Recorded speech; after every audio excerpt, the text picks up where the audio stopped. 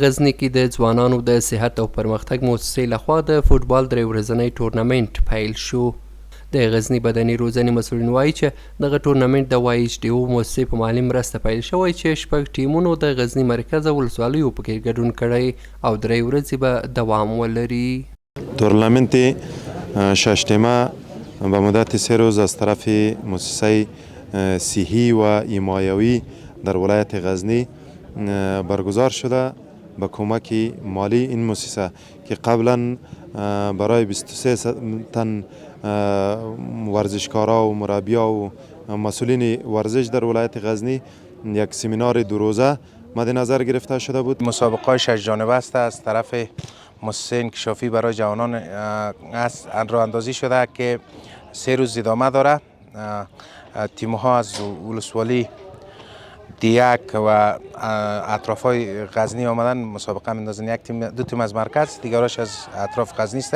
مسابقه است که روز چهارشنبه فینالش است ان شاء الله. په همدې حال کې د YHDO موسسې مسؤلین هم وایي د دغه ټورنمنټ په لار اچولو موخه ځوانانو ته د نشهیي توکو په اړه مپوهاوی ورکول دي.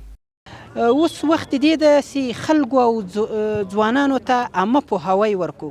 نو د عامه پوهاوی له جملې څخه یو هم دغه ټورنمنټ ده چې په دې ټورنمنټ هدف دا ده چې ځوانانو ته د مخدره توکو د ضررونو په اړه، د مخدره توکو د روغ د تداوي په اړه او همدارنګه د صحت په اړه عمومي عامه پوهاوی ورکول چې هدف همدا ده.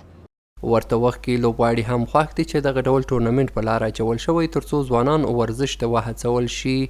بسیار خوشحال هستم که امروز تورنمنت در بین 6 امروز در ولایت غزنی برگزار شده. بسیار خوشحال هستیم با خاطر که تورنمنت خوب برگزار شده که از زنچه مواد مخدر ما خودداری کنیم. خدا د اسلامي امارت په واکمنېدو سره په هیواد کې د نشهیي توکو کرکیله پیر او پلور بند شوی چې د مسؤلینو په وینا اوس په ټول افغانستان کې د نشهیي توکو کچه نږدې 0 ته راټیټه شوې.